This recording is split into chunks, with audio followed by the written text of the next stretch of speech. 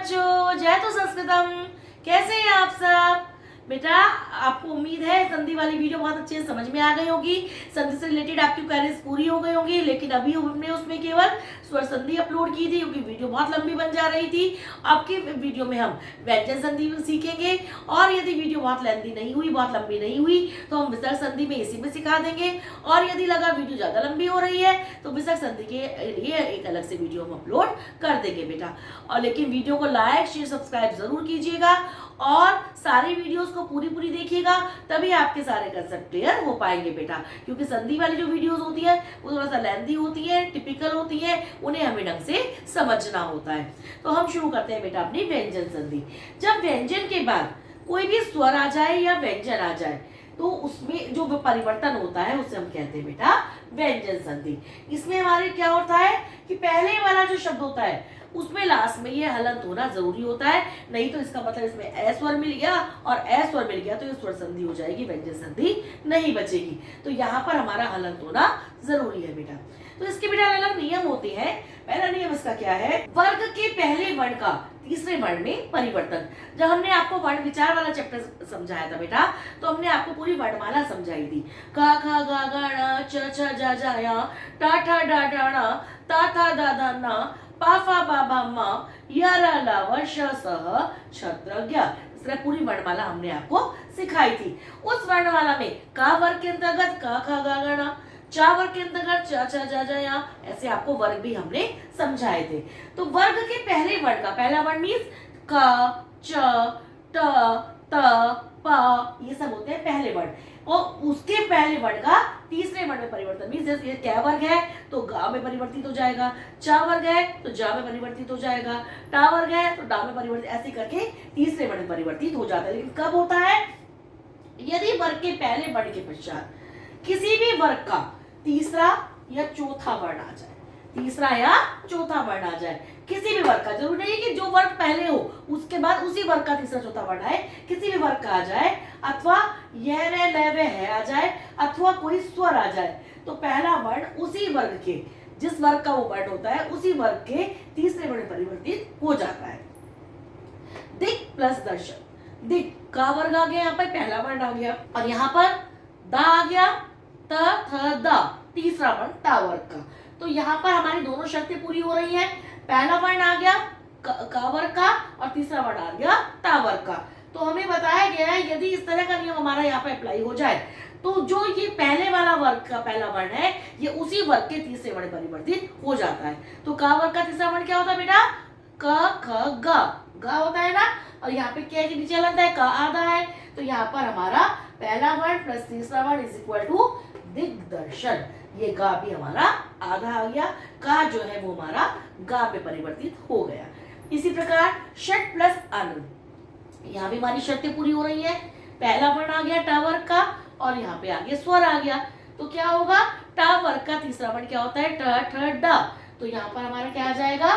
षड, और यहाँ पर हमारा स्वर है तो ये उसमें इंक्लूड हो जाएगा, षडा हो जाएगा, आपकी मात्रा लग जाएगी और षडानंद बन जाएगा। इसी प्रकार यहाँ पर ता वर्ग का पहला वर्ण ता आ गया और भा प फ ब भा चौथा वर्ण आ गया पा वर्ग का। तो हमारा लिखा गया है बेटा तीसरा या चौथा, कोई सा भी वर्ण आ सकता है, तो तीसरा या चौथा वर्ण आ गया तो ये ता वर्ग जो है अपने तीसरे वर्ण में परिवर्तित हो जाएगा, त थ द दा में परिवर्तित हो जाएगा, तो ये सद्भावना बन जाएगा। ये हुआ हमारा बेटा व्यंजन संधि का पहला नियम। तो जब किसी भी वर्ग के पहले वर्ण के पश्चात उस किसी भी वर्ग का तीसरा या चौथा वर्ण आ जाए, या र ल व ह आ जाए, या कोई स्वर आ जाए, तो वो वर्ण जो है उसी वर्ग के तीसरे वर्ण में परिवर्तित हो जाता है। इसका दूसरा नियम है बेटा वर्ग के पहले वर्ण का पांचवें वर्ण में परिवर्तन, कि वर्ग का पहला वर्ण जो है वो पांचवा वर्ण अपने वर्ग का कब बन जाता है? जब वर्ग के पहले वर्ण के पश्चात न या मैं आए, दोनों में से कोई भी व्यंजन आ जाए, न आ जाए या मैं आ जाए, तो प्रथम वर्ण उसी वर्ग के पांचवें वर्ण में परिवर्तित हो जाता है। जैसे षट मुख, षट ट वर्ग का पहला वर्ण, इसके बाद क्या आ गया? मुख मैं, तो ये क्या होगा? ट का ण बन जाएगा, तो क्या बन जाएगा? षणमुख। यहाँ पे ट के नीचे हलंत लगा है तो यहाँ भी ट के नीचे हलंत लगेगा, यानी कि ये आधा है और ये ऐसे षणमुख बन जाएगा बेटा। उत प्लस नति, उत वर्ग का पहला वर्ण और इधर आ गया न, तो क्या बन जाएगा बेटा? तय वर्ग का पांचवा वर्ण कौन सा होता है? तय, थे, दे, न। तो न आधा आ जाएगा उन्नति। इसी प्रकार वाक प्लस में है, क वर्ग का पहला वर्ण आ गया यहाँ पर और ये मा आ गया, तो ये इसी वर्ग का आखिरी वर्ण बन जाएगा ण, और ये वांग में बन जाएगा बेटा। समझ में आया बेटा? जब पहला वर्ण के बाद न या मैं आ जाए तो उसी वर्ग के पांचवें वर्ण में परिवर्तित हो जाता है। अब बेटा देखिए ता संबंधी विशेष नियम, ता से संबंधित कुछ विशेष नियम होते हैं व्यंजन संधि में। पहला नियम है हमारा ता के बाद कावर, तावर, पावर के तीसरे चौथे वर्ण। कावर का तीसरा चौथा वर्ण कौन सा होता है? गा और घा। तावर का कौन सा हुआ? दा और धा। पावर का कौन सा हुआ? बा और भा। तो ये तीसरे चौथे वर्ण या फिर या, रा, वा या फिर कोई स्वर आ जाए तो ता का दा हो जाता है। जैसे सत प्लस भावना, ता, तावर के ता के बाद है हमारा भ। भा क्या है बताइए? प, फ, ब, भ। पावर का चौथा वर्ण, तो ता का क्या बन जाएगा बेटा? दा। तो यहाँ हो गया सद्भावना। इसी प्रकार जगत प्लस ईश, इधर ता वर्ग आ गया और कोई स्वर आ गया, तो ये ता का हमारा दा बन गया और ई की मात्रा उसमें जुड़ गई, बन गया जगदीश। इसी प्रकार ता के बाद चा या छ हो और तो ता का चा बन जाता है, जा या झा हो तो ता का जा बन जाता है, टा ठा हो तो ता का टा बन जाता है, डा ढा हो तो ता का डा बन जाता है और ला हो तो ला हो जाता है। जैसे उत प्लस चारण, इधर ता आ गया और इधर चा आ गया, तो ता के बाद चा या छा हो तो क्या बन जाता है? ता का चा, तो हमारा बन गया उच्चारण, ता का हमारा चा बन गया। सत प्लस जन, जब जा या झा हो तो ता का क्या बन जाता है? ज, तो सत जन यहाँ पर जा बन गया। उद्दयन, जब डा होता है जब डाया ढा होता है तो क्या बन जाता है? ता का डा, तो उड्डयन यहाँ पर बन गया। और जब ता के बाद ला हो तो क्या बन जाता है? ला, तो उत प्लस लास इज इक्वल टू उल्लास। ये हमारा दूसरा नियम हुआ। फिर ता का हमारा नियम है यदि ता के बाद श आए तो ता का चा और शा का छ हो जाता है। उत प्लस श्वास, इधर ता आ गया और इधर ये हमारा शा आ गया, तो ता का क्या बन जाएगा? चा और शा का बन जाएगा छा, तो ये बन जाएगा उच्छ्वास। तत् प्लस शिव, ता का हमारा चा बन गया और शा का हमारा छा बन गया, तो तच्छिए बन जाएगा। फिर हमारा चौथा नियम है ता का, ता के बाद हा हो तो ता का दा तथा हा का धा हो जाता है। जैसे उत प्लस हरण, ता का हमारा बन गया दा और हा का हमारा बन गया धा, उद्धरण। पद प्लस हति, ता का हमारा दा और हा का धा, पद्धति। तो ये हमारे ता संबंधी कुछ विशेष नियम है व्यंजन संधि के बेटा। अब देखिए बेटा छ संबंधी नियम, यदि किसी स्वर के पश्चात छ आ जाए तो छ से पहले च वर्ण जुड़ जाता है। यदि किसी भी स्वर के पश्चात यहाँ पे छ आ जाए तो छ से पहले च वर्ण जुड़ जाता है। जैसे वी प्लस छेद, वी यहाँ पर ई स्वर जुड़ा हुआ है का में, तो मीन्स यहाँ पे स्वर आ गया, तो वी प्लस छेद में विच्छेद हो जाएगा। अनु प्लस छेद, यहाँ पर भी ऊ स्वर आ गया तो अनुच्छेद हो जाएगा, आधा छ जुड़ जाएगा बेटा। अब मैं संबंधी नियम देखिए, मैं के अलग अलग नियम होते हैं। सबसे पहला नियम क्या है? जहां मैं के पश्चात कै से लेकर मां तक का कोई भी व्यंजन आ जाए, क से मां तक का कोई भी व्यंजन आए तो मां उस व्यंजन वर्ग के पांचवें वर्ण में परिवर्तित हो जाता है। सम प्लस जीवन, मां के बाद ज आ गया तो जो मां है वो उसके पांचवें वर्ण में परिवर्तित हो जाएगा। जैसे च, छ, ज, झ, अया, तो ये यहाँ पे परिवर्तित हो जाएगा और संजीवन लिखा जाएगा। इसी प्रकार सम प्लस बोधन, तो ये माँ में परिवर्तित हो जाएगा, पाफा बाबा माँ पांचवें वर्ण में, और संबोधन लिखा जाएगा।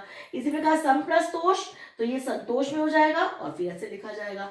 और सम प्लस गति, संगति हो जाएगा और इस तरह लिखा जाएगा। तो जो का से लेकर माँ तक का जो भी वर्ण आगे आएगा उसके पांचवें वर्ण में माँ वर्ण परिवर्तित हो जाएगा। दूसरा नियम है माँ का, यदि माँ के बाद माँ आ जाए तो द्वित्व माँ का उपयोग किया जाता है। एक आधा माँ, ये द्वित्व व्यंजन हमने आपको सिखाया था बेटा, तो द्वित्व माँ का उपयोग किया जाता है और वहां पर अनुस्वार नहीं आता। ये सम प्लस मति, माँ के बाद माँ आ गया तो ये सम्मति द्वित्व बन जाएगा। सम प्लस मान, ये भी द्वित्व बन जाएगा सम्मान। तीसरा नियम माँ का है बेटा, माँ के बाद य, र, ल, व, श, स, ह, इनमें से कोई भी व्यंजन आने पर माँ का रूपांतरण अनुस्वार में हो जाता है।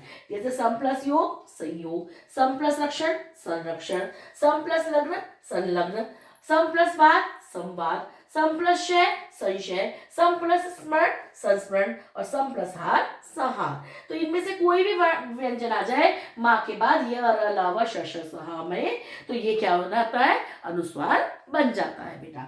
तो ये व्यंजन संधि के हमारे इतने नियम आप सीख चुके हैं। अभी आगे कुछ नियम और है, वो भी हम आपको भी सिखा रहे हैं बेटा।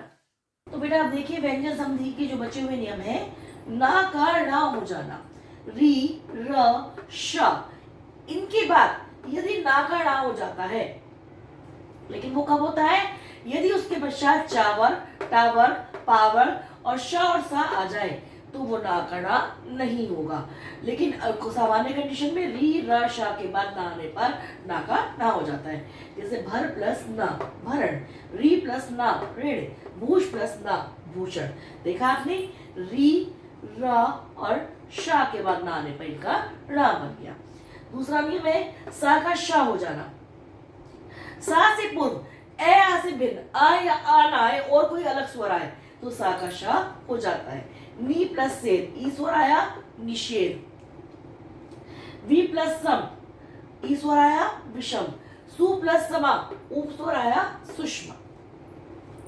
अब और एक नियम है रा का लोप हो जाना। हर स्वर के बाद आने वाले रा के आगे रा हो, यदि कोई हर्ष स्वर हो, मीन्स छोटी ई छोटा ऊ छोटा ए ऐसे करके हर स्वर हो तो हर्ष का दीर्घ हो जाता है और रा का लोप हो जाता है।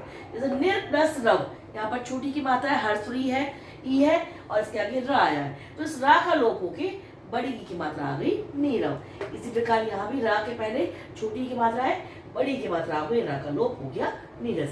तो ये हमने सारे सीखे व्यंजन संधि के नियम। लेकिन बेटा इन व्यंजन संधि के नियमों को सीखने के लिए आपको सबसे पहले वर्णमाला याद करनी होगी। यदि आपको वर्णमाला नहीं याद होगी तो आप ना तो वर्ण पहचान पाएंगे, ना आपको पहला दूसरा तीसरा चौथा वर्ण मालूम होगा। तो इसीलिए आपको सबसे पहले वर्णमाला याद करनी होगी, उसके बाद आप व्यंजन संधि आराम से सीख सकते हैं। अब हम करेंगे बेटा विसर्ग संधि। विसर्ग संधि क्या होती है? विसर्ग, विसर्ग किसको बोलते हैं बेटा? जो दो डॉट आते हैं उन्हें बोलते हैं विसर्ग। तो विसर्ग के बाद कोई भी स्वर या व्यंजन आने पर विसर्ग में जो विकार यानी कि परिवर्तन होता है उसे हम कहते हैं विसर्ग संधि। इसका पहला नियम है विसर्ग का ओ हो जाना। विसर्ग ओ कब बन जाते हैं?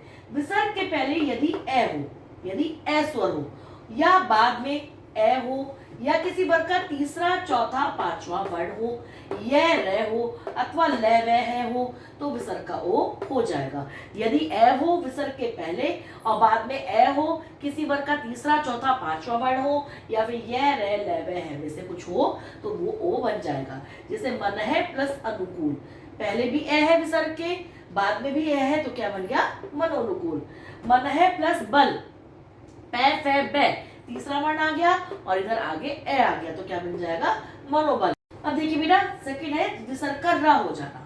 तो ये कब होता है? विसर्ग के पूर्व पहले आ को छोड़कर कोई अन्य स्वर हो, ए या आ ना हो, इसके अलावा कोई स्वर हो और विसर्ग के बाद किसी वर्ग के तीसरे चौथे पांचवें वर्ण अथवा ये ले वे है या फिर कोई स्वर हो तो विसर्ग का रै हो जाता है। जैसे नी प्लस आहा, तो विसर्ग के बाद यहाँ पर ए आ नहीं है, ई स्वर है और बाद में आ स्वर है तो क्या बन जाएगा? रे हो जाएगा निराहार।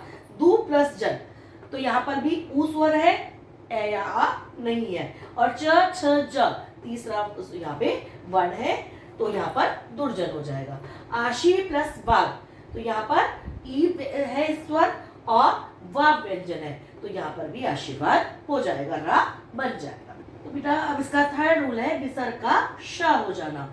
विसर्ग से पूर्व यदि कोई स्वर हो, मीन्स कोई भी स्वर हो और बाद में च छ अथवा श हो तो विसर्ग का श हो जाता है।